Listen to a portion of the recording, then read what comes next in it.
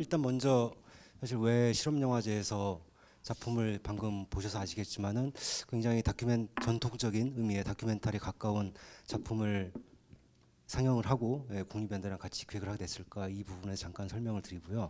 그다음에 왜 또 감독님 대신에 이 마틴 그랜버그 비평가께서 오셨는지 이 부분에 대해 설명을 하고 시작하도록 하겠습니다.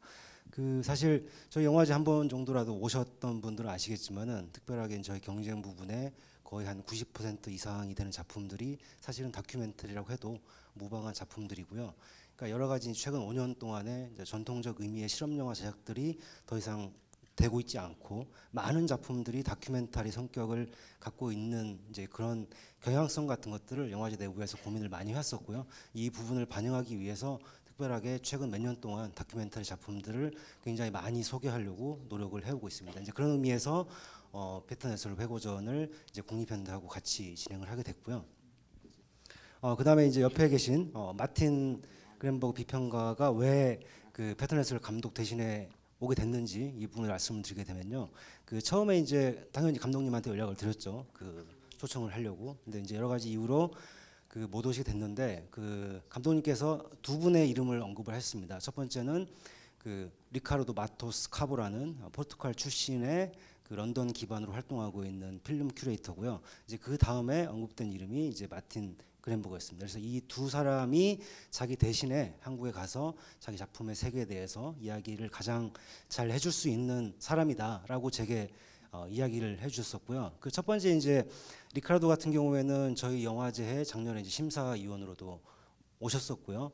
2000년대 중반에 대략 처음 포르투갈에서 리카르도가 패턴 해설 감독의 작품을 소개를 했고요. 그 이후에 2007년, 8년, 9년 사이에 테이트 모던, 링컨 센터, 플레어티 등을 통해서 패턴 해설 감독이 소개가 되면서 많이 이제 중요성들이 부각이 되고, 어쨌거나 이면에는 비톰스키라든지 혹은 스트라우브 같은 사람들과의 연결점이 있었기 때문에 발굴이 됐던 것이고요.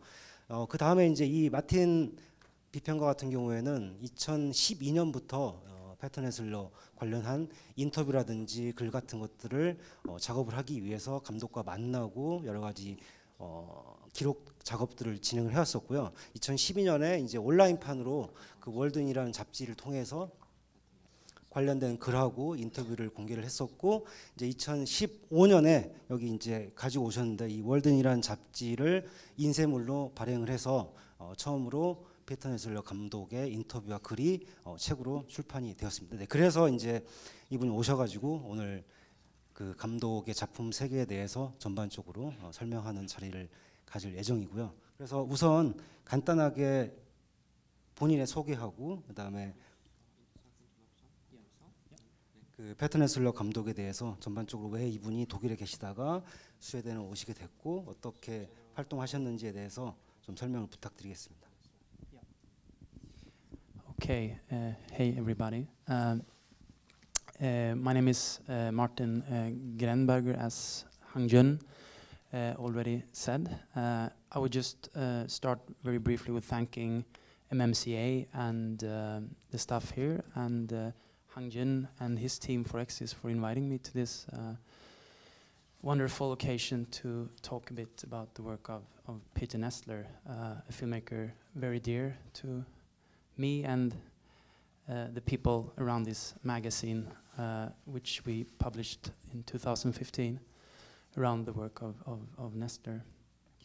I work as an editor for this magazine and as a film program, and we did a quite extensive screening series with Nestler's work at the Swedish Cinematheque in 2015-16. I think we did 6 programs and show around 20 films. 그래서 저는 지금 여기 보시는 이 월든이라는 잡지의 에디터로 활동을 하고 있기도 하고요. 영화제 프로그래머로도 활동을 하고 있습니다. 그래서 스웨덴에 있는 시네마테크에서 2015년, 16년에 약 20여 편의 피터 네슬러 작품을 보여준 프로그램을 6회가량 진행을 한 바가 있습니다. So Peter Nestler was born in Freiburg in Germany, 1937, and his debut film is shown in the for those of you who went to the first screening of the two today, you saw his first film from 1962 called Am Ziel, a film that already in the beginning, I think, bring up some of the issues that it's been central to his work, looking at the German historical past and especially the very tricky relation to the Nazi past in Germany. 그래서 이제 패터 네슬러는 1937년에 독일의 프라이부르크에서 출생을 하게 됩니다. 이제 데뷔작은 1962년에 촬영을 하게 됐는데요. 오늘 이 프로그램 말고 앞에서 상영됐던 프로그램을 보셨다면 아마 1962년에 그가 데뷔작으로 이제 발표를 했던 수문에서라는 작업을 보셨을 겁니다. 이 작업 같은 경우에 이제 패터 네슬러의 작업의 중요한 주제인 독일의 과거, 특히 이제 나치와 연관된 과거를 어떻게 다루는가 하는 것을 볼 수 있는 작업인데요. Before he went to art school in Munich, actually as a painter primarily in the beginning, but he was a sailor and worked in the heavy German industry as a youth. And he told us when we did one of the few, we've done a few interviews with him, but he told us that he went on a boat traveling big part of the world, but especially when he came to South America, he encountered German people who escaped Nazi Germany, but were still active as Nazis in South America at the time. And this was something that really marked him before he started to work as a filmmaker. 그래서 사실 처음에 패터 네슬러는 뮌헨에 있는 미술학교에 회화 작가가 되기 위해서 이제 입학을 했습니다. 하지만 이제 그가 젊을 적에 독일의 중공업 부문에 근무를 하면서 뭐 배를 타는 선원 생활을 하기도 했는데요. 이제 저희가 인터뷰를 했을 때 배를 타고 세계 여러 곳에 갔다는 이야기도 해주었고 그 중에 특히 남미에 갔던 경험을 이야기를 해주었습니다. 남미에 이제 갔을 때 나치였는데 독일인이었고 나치로 남미 쪽으로 탈출해서 그곳에서 여전히 나치로 활발하게 활동하고 있는 사람들을 보았다고 이야기를 했고 그것이 이제 영화 감독이 되는 작업에 있어서 중요한 경험이라고 이야기를 해주었습니다. I forgot one important thing that Hang Jun reminded me of here. If you Google his name and write the word actor also, you will get some really nice, handsome images of a young man starring in some prominent German melodramas in the late 50s. So he was an actor also and had the main role in a few of these films. 그리고 이제 이행준 선생님이 지금 중요한 사실을 제가 깜빡하고 있던 걸 하나 말씀을 해주셨는데요. 이제 구글 검색창에 패터 네슬러라는 이름이랑 액터라는 키워드를 같이 검색을 하시게 되면 아주 잘생긴 젊은 남성의 얼굴을 보실 수 있을 겁니다. 1950년대 말에 이제 독일에서 만들어진 멜로드라마들의 주역을 이제 맡아서 연기를 하기도 했습니다. Briefly about the context, and then I will say something about his move to Sweden, which is quite interesting. His early films from 1962 and onwards were mainly produced within the system of German television. And I think in Europe we had many countries who were very supportive of quite radical, I wouldn't use the word experimental, but documentary films who really dealt with important issues. So Germany was a great place in the beginning for Peter to produce films. 그래서 이제 작업의 맥락에 대해서 간단히 말씀을 드리고 이제 흥미로운 부분인 패터 네슬러의 스웨덴 이주 부분도 말씀을 드리고 싶은데요. 우선 초기에 1962년의 초기 작업들 같은 경우에는 패터 네슬러의 작업이 독일의 텔레비전 프로덕션 시스템 안에서 만들어졌다는 점이 중요합니다. 이제 당시에 유럽의 여러 나라에서 텔레비전 방송국들이 뭐 실험적이라고까지는 할 수 없겠지만 급진적인 그런 중요한 이슈들을 다루는 다큐멘터리 제작을 많이 지원을 했는데요. 그런 점에서 패터 네슬러가 초기에 작업하기에 독일이라는 환경이 아주 좋은 곳이었다고 할 수 있겠습니다. For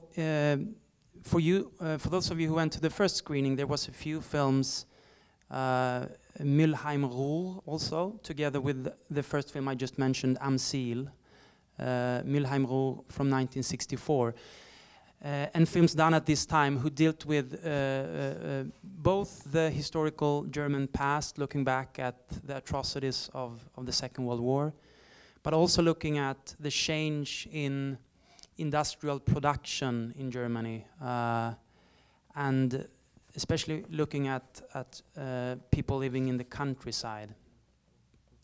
그래서 이제 오늘 첫 번째 스크리닝을 보셨다면 이제 수문에서라는 작업과 함께 이제 여기 외국어로는 뮬하임 루르라는 한글로 루르라는 제목으로 상영이 된 두 작업을 보셨을 텐데요. 이 두 작업 같은 경우에 이제 독일의 역사적인 과거, 특히 뭐 2차 세계 대전으로 인한 참사들도 다루었지만 독일의 이제 공업 생산이 일어나면서 일어나게 된 변화들, 특히 그것이 시골에 살고 있는 사람들의 삶에 일으킨 변화들을 살펴보는 작업이었습니다. Han Jun mentioned the kind of rediscovery of Peter Nestler's work, which happened in the mid-late 2000, around 2007 in Europe, where there was screenings organized in different countries. But I think one important thing which is also interesting, because I saw in the program here at the MMCA, you've showed work, or you will show work by Jean-Marie Straub, Daniel Huyer, for example. I would just briefly mention there was a German film magazine called Filmkritik, where two very prominent critics was Hartmut Bitomsky and Harun Farocki. Maybe you can translate that. 네. 그래서 이제 이행준님이 이제 말씀해주신 것처럼 페터 네슬러라는 감독이 재발견된 것이 2000년대 중반에서 뭐 2007년에 이르는 시기였지만 또 다른 중요한 것 하나를 말씀드려야 할 것이 지금 MMCA의 필름 프로그램 상영작들을 보게 되면 이제 장마리 스트로브나 아니면 다니엘 위의 작업을 상영했거나 상영할 예정으로 알고 있는데요. 이제 독일의 필름 크리틱이라는 중요한 잡지가 있고 거기에서 활발하게 활동하고 있던 비평가들이 하트무트 비톰스키랑 그다음에 하룬 파로키 이 두 사람이었습니다. And I think these people were very important for introducing Peter's work first in the German context, but since they have had prosperous career, especially Harun Farocki, and when we did this magazine, we translated texts by Bitomsky, Farocki, and Jean-Marie Straub. So I think these three people were important to contextualize Peter's work in the first place. 그래서 이제 방금 말씀드렸던 이 필름 크리틱의 글을 게재했던 사람들이 이제 페터 네슬러가 소개되는데 아주 중요한 역할을 한 사람들이라고 할 수 있습니다만 독일의 맥락에서 뭐 이 중에 하룬 파로키 같은 경우는 본인이 또 작가로서 자신만의 이제 경력을 활발하게 전개를 하기도 했습니다. 그래서 저희가 이 잡지를 만들었을 때 이제 하트무트 비톰스키랄지 아니면 하룬 파로키랄지 아니면 장마리 스트로브가 쓴 글을 이제 번역을 해서 실었고 이 세 사람이 이 페터 네슬러의 작업에 맥락을 부여해준 중요한 사람들이라고 할 수 있겠습니다.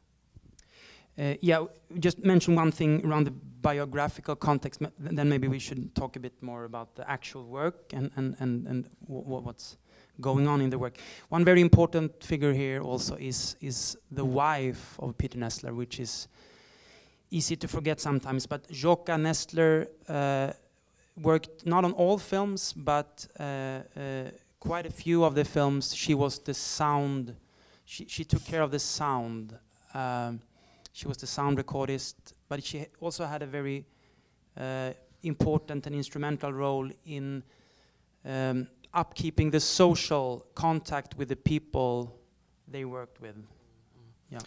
네, 그리고 이제 작품에 대해서 좀 더 얘기하기 전에 생애에 대한 정보를 좀 더 하나만 말씀드리면 이제 페터 네슬러의 작업에서 상당히 중요한 인물이 그의 아내인 종종 이제 언급이 되지 않고 넘어가곤 하는 쇼카 네슬러입니다. 모든 작업에 함께하지는 않았지만 상당수 작업을 같이 이제 작업을 했고요. 작업에서 이제 사운드 레코더의 역할을 하였지만 중요한 것으로는 이 페터 네슬러의 작업이 사회적인 접점을 유지하는 데 큰 기여를 하였습니다. And in what way was this contact with the people very important? I think the main reason is that many of the films in their work together deals with people who's been historically marginalized. In Europe, primarily the Roma community, Jewish populations in Eastern Europe, and even in my home country, Sweden, the Sápmi Sapmi people in the north, which is basically a group of people who live both in Finland, Norway, Sweden, and she Zsoka was from Hungary, so she also had a language skills to approach people who were very suspicious at the time of being filmed. I think this is a very important thing, how their ethics to the people they film, which is of course a topic in all documentary films when you deal with injustice and so on, how to approach people who are not comfortable with being filmed, for example, and ethics of work. 그래서 이제 어떻게 중요했는지를 좀 말씀을 드려보면 이제 쇼카 네슬러 같은 경우에 사람들과의 작업에 있어서 사람들과의 접점의 역할을 해주었는데요. 이제 이 두 사람이 협업을 한 많은 작업들을 보게 되면 유럽에서 역사적으로 소외되었던 사람들을 다루고 있습니다. 이를테면 동유럽에서 상당히 많은 인구의 부분을 차지하고 있는 로마인들이라든지 아니면 핀란드와 노르웨이와 스웨덴의 국경을 오가면서 살고 있는 소수민족인 이제 서프미족이랄지 이런 사람들을 다루고 있고, 특히 이 아내인 쇼카 네슬러 같은 경우에는 헝가리 출신이라 이제 그들의 언어를 할 수 있었기 때문에 당시에 이렇게 촬영 당하는 것 자체를 의심을 하고 있었던 이들에게 이제 다가갈 수 있는 부분이 있었다고 생각이 됩니다. 그리고 이러한 것들이 어떤 부정의로움, 부정의함 이런 것들을 다루는 다큐멘터리와 같은 작업에 있어서 윤리의 문제에 대해서 촬영 당하고 싶지 않은 사람들에게 어떻게 접근할 것인가와 같은 윤리적인 문제, 이제 노동의 윤리와 같은 것들도 생각할 수 있게 해주는 지점이라고 할 수 있겠습니다. So maybe we should try to say something about the formal aspects of these works. I mean, of course, it's a huge body of work, so it's difficult to summarize it. But we talked a bit about it before. Yeah, sure. Please go ahead, please. 그래서 그 지금 이제 다른 이야기를 하시려고 해가지고요. 그 전에 잠깐 먼저 그 이야기를 해야 될 것 중에 하나가, 사실 62년부터 최근까지 거의 매년 한 작품 정도를 만들 정도로 굉장히 왕성하게 활동을 해오셔가지고요. 그 올해 저희 영화제하고 국립연대에서 같이 프로그램을 진행하긴 하지만 그럼에도 불구하고 굉장히 프로그램 규모가 그 회고전이라고 하기에는 조금 상당히 작은 규모여가지고요. 이제 그럼에도 불구하고 그 안에서 작품들을 골랐던 기준 같은 것들이 있었지만, 그 저희 영화제에 상영되는 그 히로시마하고 기다림, 그 다음에 국현에서 상영되는 작품들은 전부 다 이 마틴 비평가가 고르셨거든요. 그래서 특별하게 그 굉장히 많은 작품들을 사실은 제가 알기로는 이제 마틴 씨께서는 전부 다 보신 걸 알고 있어가지고 왜 특별하게 이 작품들을 골랐고 이게 전반적으로 이분의 작품에서 어떤 의미가 갖고 있는지에 대해서 조금 개괄적으로 설명한 다음에 이제 그 다음 이야기로 넘어가겠습니다. Yeah, when me and Hangjun discussed films, and I tried to find a way of selecting films from this, we talked about 60 films, more than 60 films in total. I felt like this is not a very strict thematic program in the sense that it's not about one topic. I felt like we needed to start with some of the early work. So starting with the debut film from 1962 and a few films from the early mid-60s, because they are very distinct. Like I mentioned, dealing with a German atmosphere which is undergoing big changes. So that's a good start to get a sense of his beginnings as a filmmaker. 그래서 이제 60개 이상이 되는 작품 중에 어떤 상영작을 해야 될지를 논의하는 과정에 있어서 이것이 어떤 하나의 이제 동일한 주제를 가진 프로그래밍은 아니라고 생각을 했기 때문에 이제 초기 작품에서 시작을 해야 된다고 생각이 되었습니다. 그래서 이제 보여드리게 되는 작품들을 보게 되면 1962년의 데뷔작에서 시작을 해서 1960년대 중반에 이제 작업들을 보여주고 있는데요. 이것들이 어떤 확연한 모습을 보여주는 작업이라고 할 수 있겠습니다. 말하자면은 당시에 변화하고 있는 독일 사회의 분위기를 보여주는, 그래서 이제 이 사람의 시작 부분을 보기에 좋은 작업들을 골라 볼 수가 있었습니다. And one important other strand of his filmmaking is what we can call essay film, maybe. In 1965, he did a film called From Greece, which was done during the coup d'état, the coup in Greece, and this was obviously about a Greek topic, but it also criticized German politics. And this was the end of him doing films in Germany. After this, for a while. After this, he couldn't get any funding to continue, and he moved to Sweden in 1966. 그래서 이제 중요한 패턴 에슬러의 작업에 있어서 또 다른 흐름은 이제 에세이 필름이라는 것인데요. 1965년에 그리스에서 일어난 쿠데타 중에 촬영을 한 From Greece, 그리스에서라는 작업을 촬영을 하게 됩니다. 이제 그리스를 다루고 있긴 하지만 사실 독일의 정치를 비판하는 작업이기도 했는데요. 이 작업이 독일에서의 패턴 에슬러의 활동에 종지부를 찍게 되는 계기가 됩니다. 이 작업 이후로 어떤 재정적인 지원을 전혀 받을 수 없었고 그래서 당분간 활동을 하지 못한 뒤에 이제 스웨덴으로 1966년에 이주를 하게 됩니다. And one of the reasons Sweden was convenient for him to move to is because his mother was Swedish. And he had hopes of continue working within Swedish television, which similarly to German television was very open for radical work at the time. The mid-late 60s was a very interesting period in Swedish documentary films done for television. 그래서 이제 스웨덴으로 이주를 한 이유는 스웨덴으로 가는 것이 편리하기 때문이었는데요. 이제 패턴 에슬러의 어머니가 스웨덴 사람이었습니다. 그래서 독일에서 했던 것처럼 스웨덴의 텔레비전 방송국이라는 틀 안에서 이제 당시에 독일 방송국들이 급진적인 작업에 열려 있던 것처럼 스웨덴 같은 경우는 1960년대 중후반이 아주 급진적인 다큐멘터리에 흥미로운 시기인데요. 그렇게 작업을 하고자 하는 마음으로 스웨덴으로 이주를 하게 됩니다.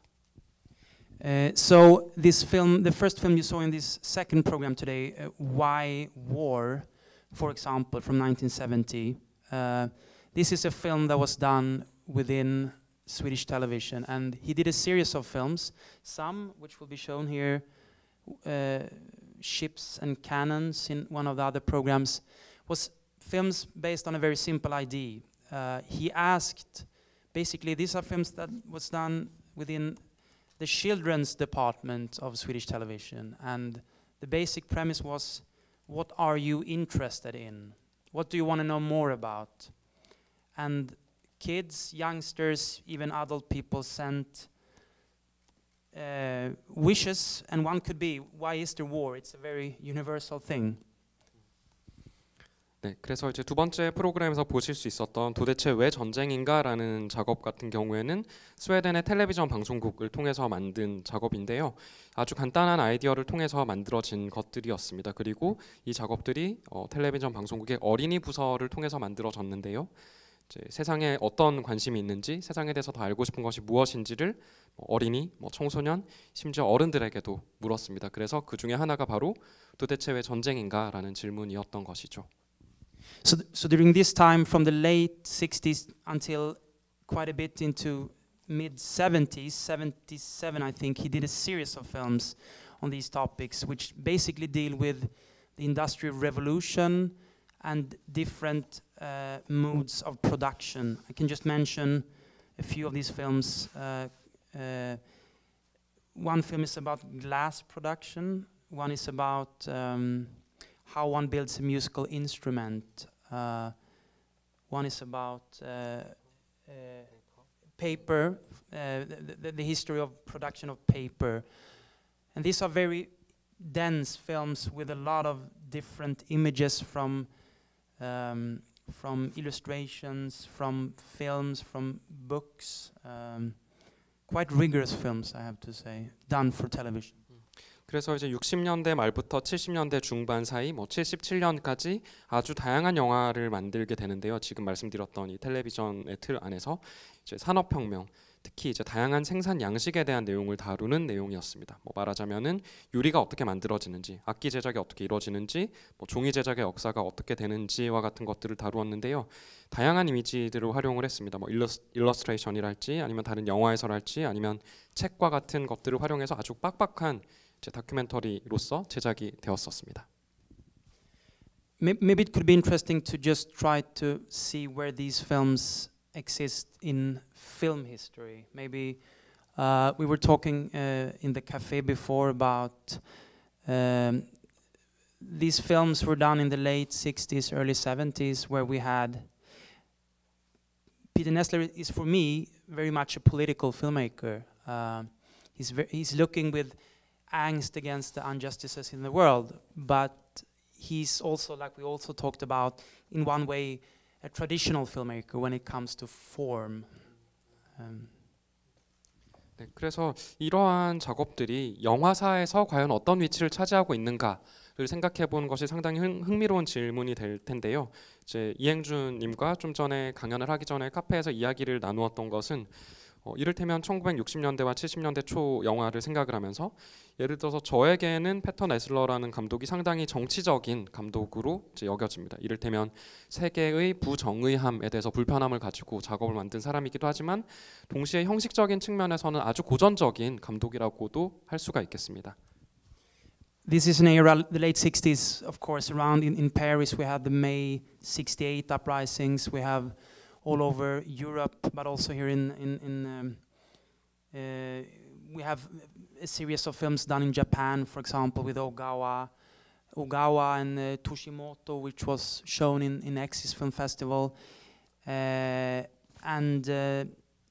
I would say that Peter was very interested in what was happening, but I would not consider his films militant in a kind of certain understanding of the topic of militancy, and I can translate, but this comes, I think, has to do with the way montage works, the editing. 그래서 이제 60년대 말에는 사실 파리에서 68 혁명이 일어나고 유럽 전역에서 혁명이 일어나기도 했고요. 그리고 일본에서는 또 엑시스에서 보여지기도 했었던 오가와 투시모토와 같은 감독들이 또 영화 작업으로 그것을 보여주기도 했는데요. 제가 생각하기에는 어떤 패터 네슬러는 이들이 보여주었던 영화를 활용한 어떤 저돌적인 군사적이라고까지 할 수 있는 그런 측면을 따라가지는 않았던 것 같습니다. 그것은 이제 그가 영화 작업에서 활용을 했던 영화적인 몽타주 기법과 관련이 있지 않을까라는 생각이 듭니다. Even though when we talked with Peter, he mentioned that he was very interested in the early preparatory drawings of Sergei Eisenstein. Maybe we can show if it's not small enough. It's very small, but here we have an image from the first film, and on one side you see the preparatory drawings. If you want to see later, you can please come up to me and we can have a look. But comparing with, for example, what was going on in Latin America around '68, where montage was kind of a collision or an aggressive way of getting your topic across. I think Peter's tradition is much more of a going back to the 30s, 40s, and 50s documentary filmmakers like Joris Ivens, even a filmmaker like Jean Renoir, for example. He loves a film like Nana or Tony with a direct sound. So it's not like the filmmakers of the late 60s where in order to get your message across you had a very aggressive language. I think Peter's frustration comes out slightly differently. It's there but not as in your face, so to speak. 그래서 이제 패터와 이야기를 해 보면 그가 이제 세르게이 에이젠슈타인이 자신의 영화 작업을 하기 위해서 이제 몽타주를 만들기 위해서 그렸던 초창기의 드로잉과 같은 것들에 대해서 상당히 많이 관심을 가지고 있다고 합니다. 잘 보이시지 않으면 이제 이후에 나와서 직접 보셔도 좋겠는데요.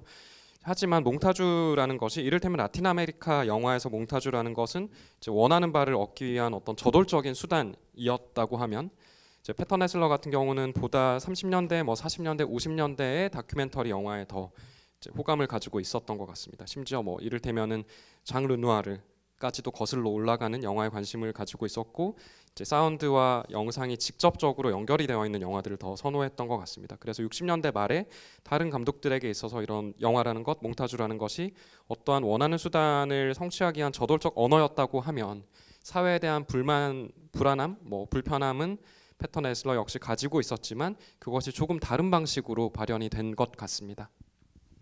I think for me a very touching example of how his frustration or his treatment of history comes out is in the last film that you just saw here, Death and Devil, which is basically a family affair. His mother and it's a very intricate story. But at the very end, as you just saw, he's saying like he was silent. He didn't take a stance. We just entered the room when this appeared, and for me, having seen this many times, it's quite telling. His anger comes out in a different way, basically. Yeah. 네, 그래서 이제 제가 말씀드렸던 것을 이제 감동적으로 보여주는 사례, 뭐 패턴 에슬러가 어떻게 역사를 다루고 있는지를 잘 보여주는 사례가 어쩌면 여러분이 마지막으로 보신 영화라고 할 수 있겠는데요. 죽음과 악마라는.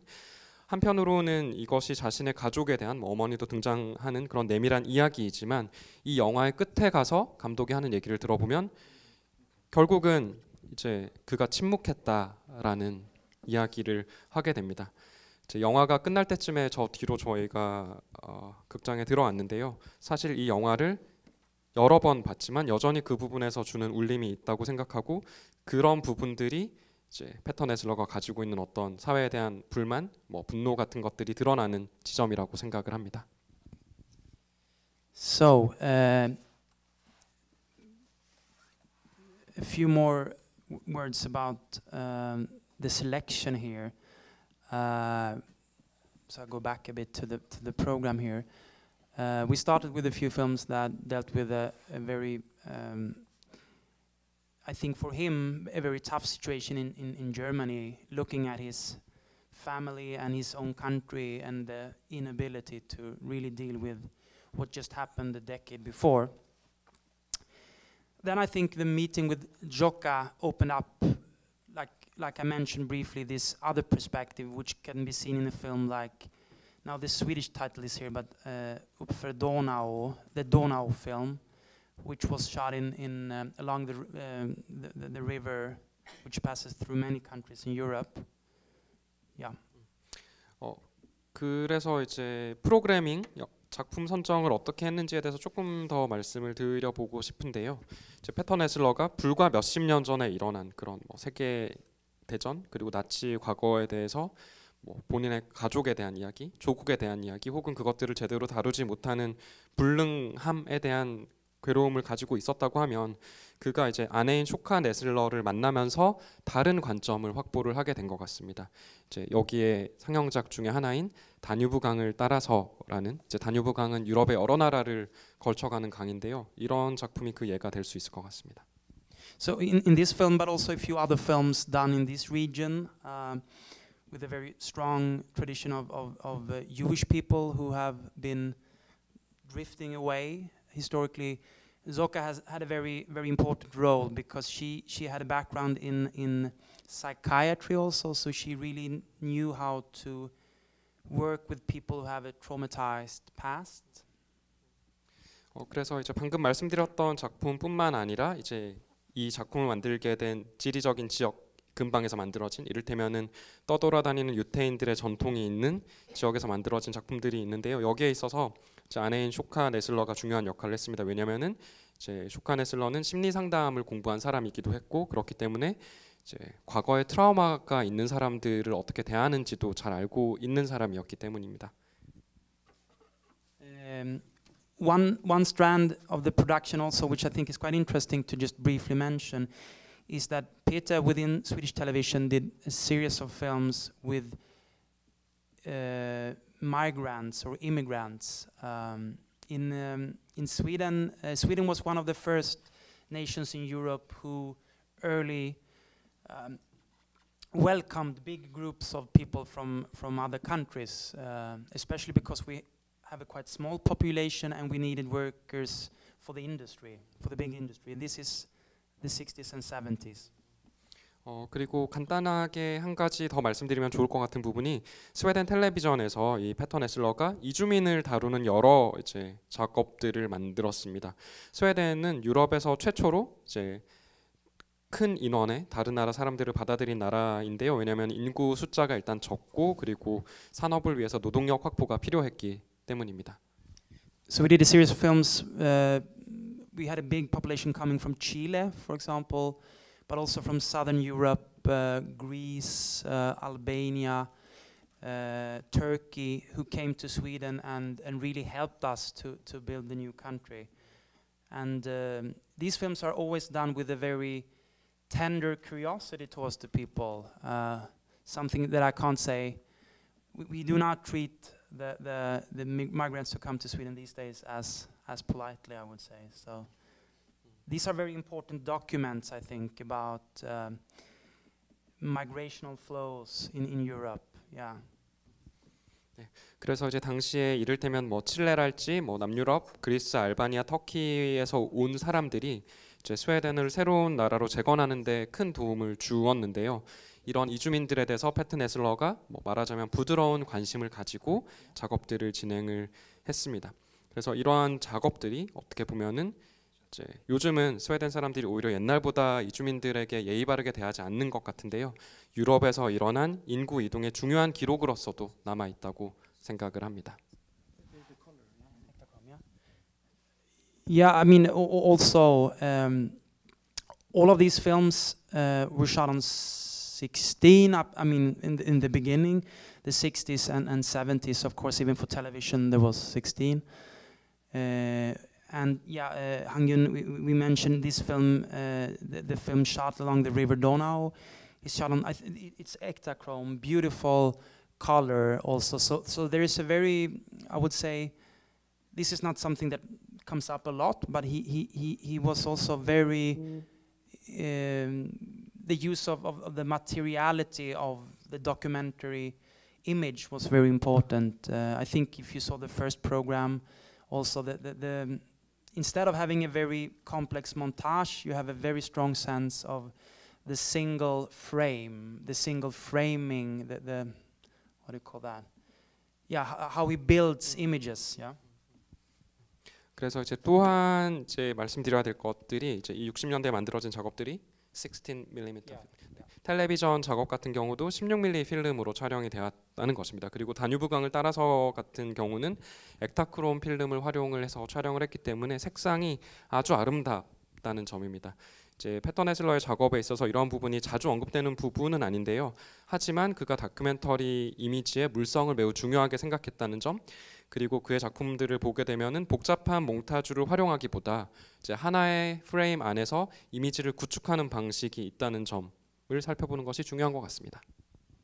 Yeah, but using the Ektachrome color film without going into too much detail was something that he couldn't do that much. But when he does it, he really have a great sense of grain and color. So I would still consider him an aesthetician. Yeah. 네, 그래서 이제 뭐 너무 디테일하게 말씀드릴 수는 없겠지만 특히 뭐 액타크롬 필름을 활용해서 컬러로 촬영한 작업들은 뭐 많이 할 수는 없었지만 실제로 그걸 활용해서 촬영을 하게 될 때에는 이제 색상이랄지 아니면 필름의 그레인과 같은 것들에 대한 감각이 아주 탁월해서 미학적인 이제 작업이라고까지 말씀을 드릴 수 있을 것 같습니다. One last thing, also the use of the photographic still image is important in a few films. The last one we saw here, Death and Devil, as you saw, is basically, there is a few sequences with moving image, but it's primarily based on photographic archives.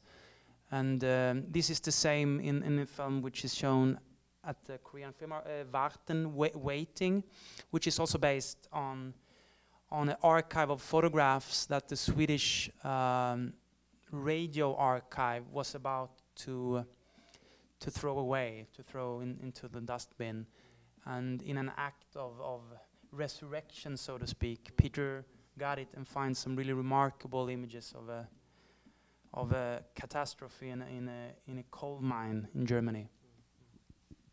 그래서 마지막으로 말씀드리고 싶은 것은 뭐 특히 마지막으로 보신 죽음과 악마와 같은 작업들을 보게 되면 이제 사진 스틸 이미지를 사용을 하는 것이 매우 중요하다는 점입니다.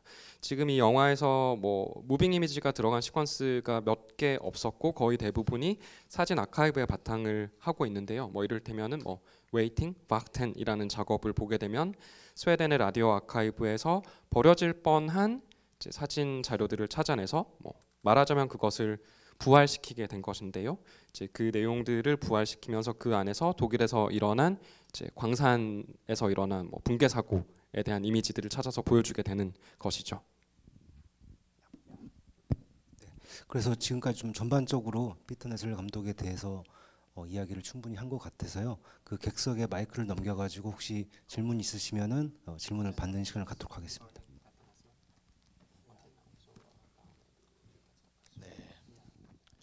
그 일단 이거 어제 열렸던 개막식에도 참석을 했거든요. 자 질문이 자 처음 이거 보고 충격을 좀 받았거든요. 이거 보고 네 그래가지고 그 혹시 이게 영화에서 이거 여러 번 그 투어 평팅이 나오잖아요. 그거에 대해서 그 죽음과 안마에 나오는 투어 평팅들이 나오잖아요. 곰이나 뭐 코끼리 같은 거. 그거에 대해서 마틴 그린버그 님과 이행준 모던 에디터님께서는 어떻게 생각을 하시는지 그리고 그렇게 행동한 에릭 폰 로덴 님에 대한 것도 좀 궁금해요. 그 사람에 대해서도 어떻게 생각하시는지. 네, 됐습니다.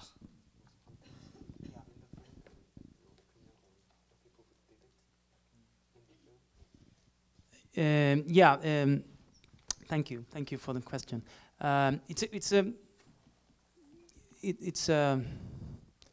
a very good question.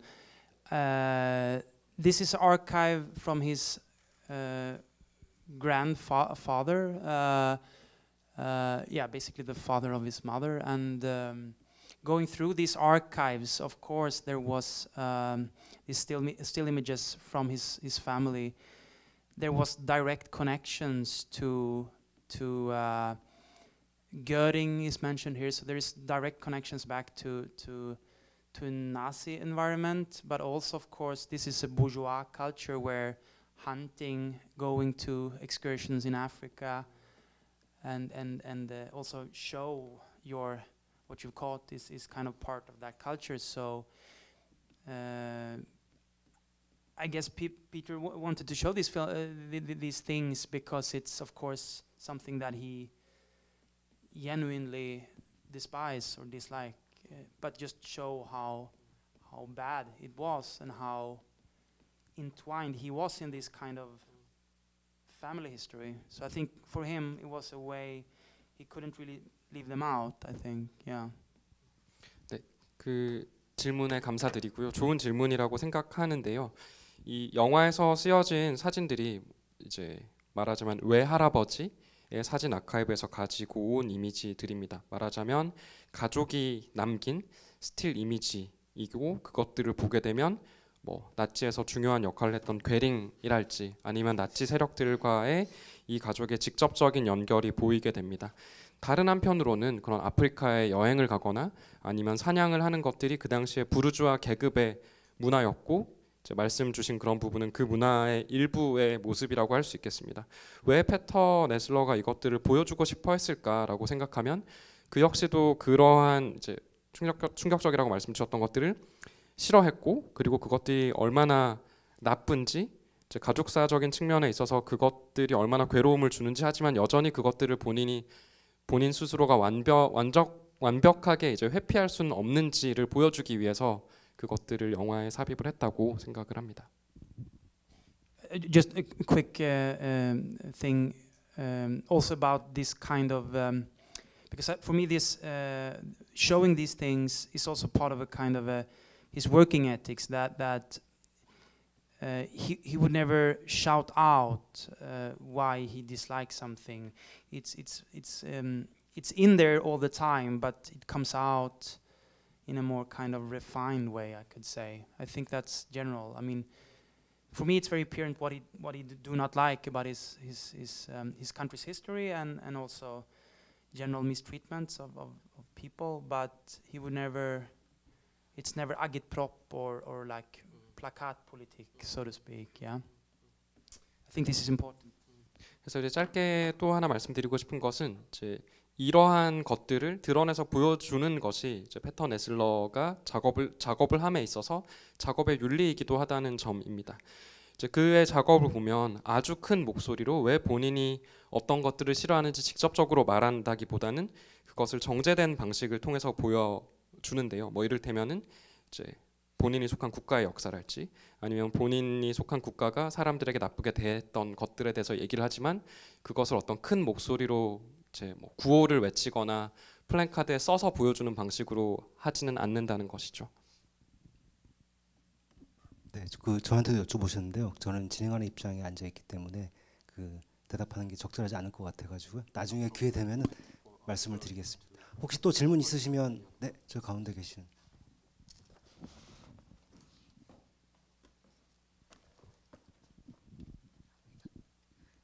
Thanks for being here. First of all, 저 괜찮으면 그냥 디렉트로 질문할게요. So, yeah, hi. I have three-folded questions.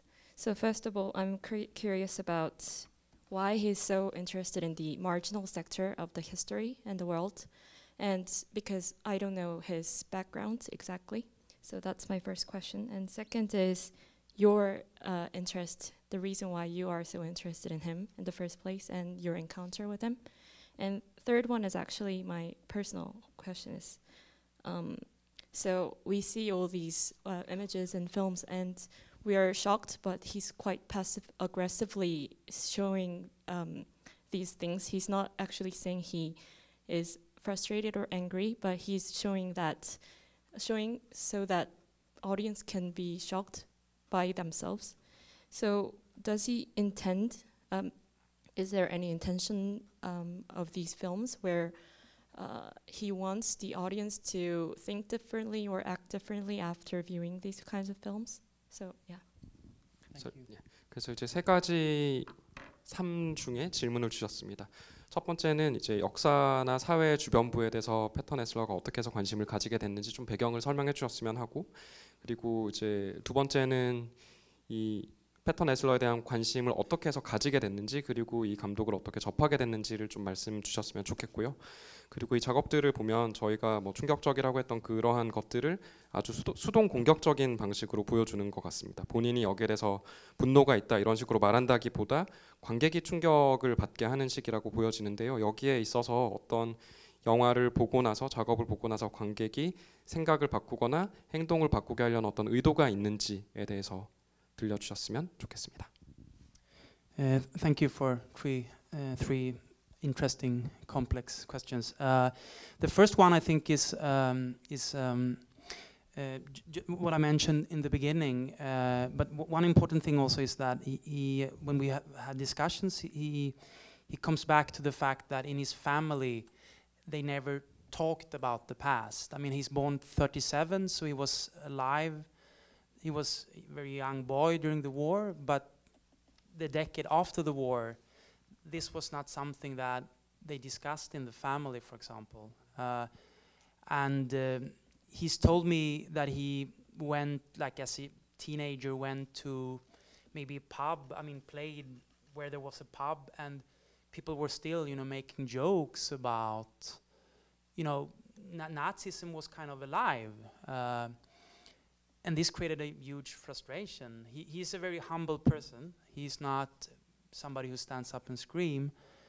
But this marked him for life. And this, I think, was the first reason for starting also producing art or films with these kind of issues. 그래서 이제 우선은 세 개의 복잡한 질문을 주셔서 감사드리고요. 첫 번째에 대해서 조금 말씀을 드리면, 이제 오늘 토크의 시작 부분에도 살짝 언급을 했었지만, 이제 패터 네슬러와 인터뷰를 했을 때 이야기를 했던 것이 본인의 가족 안에서 이제 패터 네슬러가 1937년에 태어났기 때문에 전쟁 중에 소년이었는데도 불구하고 절대로 과거에 대한 이야기가 이루어지지 않았다는 것을 이야기를 했습니다.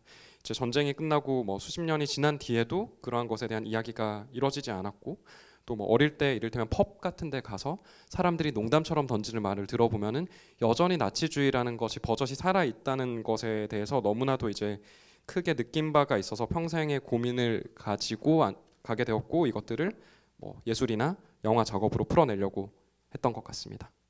And also this general discussion about why being fascinated or interested in looking at minority people, or I mean, one easy answer would be like that's something that many filmmakers or photographers has kind of always been interested in, looking at people who's been marginalized in history. And I think his history started with the German situation, but in Germany you had Roma people, you had people coming from Eastern Europe, since it's kind of the central, geographically it's kind of in the center of Europe. And also with his wife coming from Hungary, where they have a very strong presence of fascism, but also Jewish, Roma, Sinti, all these kind of marginal people. I think it's a general interest, but it was started by his encounter with German history. Yeah. 그리고 이제 왜 소수자에 대해서 관심을 가지고 있는가라는 것에 대해서 뭐 쉽게 답변을 드리자면, 사실 많은 뭐 영화 감독이나 사진가들이 항상 역사에서 소외된 존재들에 관심을 가지지 않습니까라고 대답을 드릴 수도 있겠지만, 페터 네슬러 경우에는 이를테면 독일의 상황으로부터 출발을 했다고 보여집니다. 이제 독일이 유럽에서 지리적으로 중심지에 있기 때문에 이를테면 뭐 로마족이랄지 아니면 동유럽 사람들도 상당히 많이 오가는 곳이었고, 그리고 특히 아내가 헝가리 출신인데요. 헝가리라는 나라를 살펴보게 되면은 파시즘이 아주 강하게 존재를 하는 동시에 뭐 유태인, 뭐 로마족 같은 소수 민족들이 있는 곳이라서 이제 본인의 독일 역사에 대한 이제 마주함으로부터 이제 개인적인 부분으로 이어져서 이러한 관심이 이어지게 된 것이라고 생각이 됩니다. And trying to say something about my own interest, I knew of Peter's work. I've seen it quite bits and pieces of it, but mainly abroad, like going to film festivals and so on. And then realizing that this dear filmmaker was living very close to me, but nobody in Sweden almost knew about the work. That's the reason for running a magazine. We felt like we wanted to give something back to this strong work. So that was the reason, and also being fascinated by his the tone of the filmmaking. I felt like it was kind of something timeless about it. So that was one of the first reasons to. That's always a good reason for running a magazine, that you want to cover spots in history, which is kind of, there's a black spot. So yeah, that was one of my starting points. 그리고 이제 어떻게 해서 제가 패터 네슬러에 대해서 관심을 가지게 됐는지에 대해서 좀 답변을 드려보면요. 사실 패터 네슬러의 작업은 알고는 있었습니다. 뭐 스웨덴 국내가 아니라 이제 해외에서 열리는 영화제 같은 곳들에서 부분적으로 작업을 접하게 되었는데요. 그러다가 보니 어떻게 해서 이렇게 가까이 살아있는 영화 감독의 작업인데 아무도 모를까라는 생각을 하게 되어서 잡지도 뭐 만들게 되었고요. 그리고 이 잡지라는 것이 어떻게 보면 패터 네슬러가 만든 아주 강력한 작업에 대한 보답으로서 만들어진 것이라고도 할 수 있겠습니다. 그리고 개인적으로는 그가 만든 영화들이 가지고 있는 톤을 상당히 좋아합니다. 그가 만든 영화들 안에서 어떤 시간을 초월하는 어떤 부분이 있다고 생각을 하고요. 그리고 이제 잡지를 만든다는 것은 뭐 이를테면은 역사에 있어서 사람들이 보지 못하는 맹점이 존재를 할 때 그것을 다루겠다는 것은 잡지를 만들게 되는 아주 좋은 이유라고 할 수 있겠지요. Yeah, just one, because in the Swedish context there is, it's been one of our main thing with this magazine, which I run with a few friends, there is so many filmmakers that if we don't do the work, they will be kind of erased from history, because general film, Ingmar Bergman celebrated last year, and there was 10 books coming out, but nobody cares about this. It's that bad, actually. So we try to work with people who we feel should have rewrite them into history somehow. I think that's a very important thing. So we do a lot of archive work, meeting people, many of them in their 80s, mid-80s now. Otherwise it will be gone when they're gone, it feels like. So that's also an important thing. Peter have an audience internationally, but there's a lot of work to do. So that's a good reason for doing it. 그리고 이제 스웨덴에서의 맥락을 조금 말씀을 드리면 지금 이제 이 잡지와 같은 경우는 이제 몇 명의 친구와 함께 만들고 있는데요. 우리가 이 작업을 하지 않으면 역사에서 지워질 거라고 생각이 되는 사람들을 다루고 있습니다. 이를테면 잉그마르 베르그만 같은 경우는 이제 몇 주기를 맞이를 하면서 뭐 10권의 책이 그를 다루는 10권의 책이 한꺼번에 나왔는데 아무도 저희가 잡지에서 다루는 이런 감독들에 대해서는 크게 신경을 쓰지 않았습니다. 그래서 말하자면은 우리가 생각하기에 역사에 다시 써 넣어야 하는 사람들을 이 잡지를 통해서 다루고 있고요. 그렇기 때문에 이제 아카이브적인 작업을 상당히 많이 하고 있습니다. 저희가 만나는 많은 감독님들의 경우에 이미 80대 중반에 접어들고 있는 분들도 많고요. 뭐 예를 들면 패턴 에슬러 같은 경우는 국제적으로는 이 감독에 대한 관객들이 어느 정도 있지만 여전히 해야 될 작업이 많은 상태에 있다고 하겠습니다. And the last question, I think for me one of the strengths of the work is still that it feels quite open. I mean, he's dealing with tough issues somehow in some of the films, like really aggressive topics about history and what went wrong and how people have been really treated horribly. But I think the work still lives by its, I wouldn't use the word tenderness, but its openness. Some films who have a very strong political agenda, we talked about militant cinema before we came here. This work can feel quite dated now. If you look at films from 1968, which is basically just like throwing something in the face of the audience, it was very done in a very particular point in time. This work, I think, can find new audiences and look at history and live in a different way. That's my hope, at least. Would be interested to hear if you feel different, if you feel this. You said aggressive or like, passive aggressive. Yeah.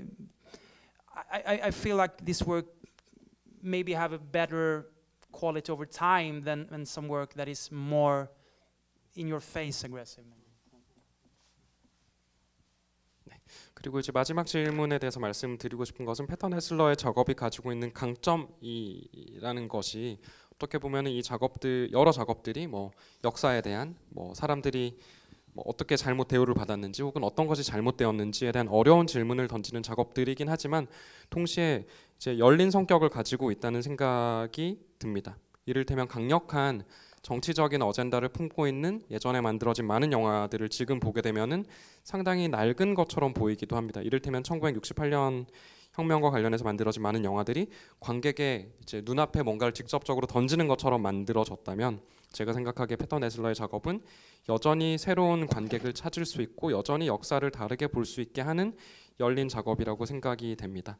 이제 질문을 하시면서 이 패턴 에슬러의 작업에 대해서 수동 공격적이라는 표현을 써주셨는데요. 제가 생각하기에는 패턴 에슬러의 작업은 어떻게 보면 시간이 지날수록 더 좋아지는 그런 작업이라고 생각을 합니다.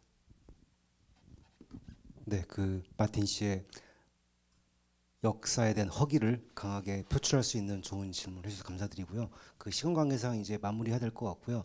그 한 가지만 제가 홍보를 해드리자면 그 오늘 이제 패턴 에슬러 때문에 이 자리에서 여러 가지 말씀을 해주셨지만 사실은 스웨덴의 실험 영화의 역사에 대해서 굉장히 많은 관심을 갖고 기획을 해오고 계시거든요. 그래서 그 프로그램이 실험 영화제에서 다음 주에 상영이 될 예정이니까요. 그리고 특별하게 그 중에서 사실 한국의 현대 미술의 역사하고도 깊숙한 관련이 있는 폰투스 훌텐의 실험 영화부터 시작해서 굉장히 중요한 스웨덴의 실험 영화와 애니메이션 작품들이 상영이 되니까요. 꼭 시간이 되시면은 와주시길 바랍니다. 그럼 마지막으로 짧게 그 뭐 소감 한마디 듣고 마무리하도록 하겠습니다.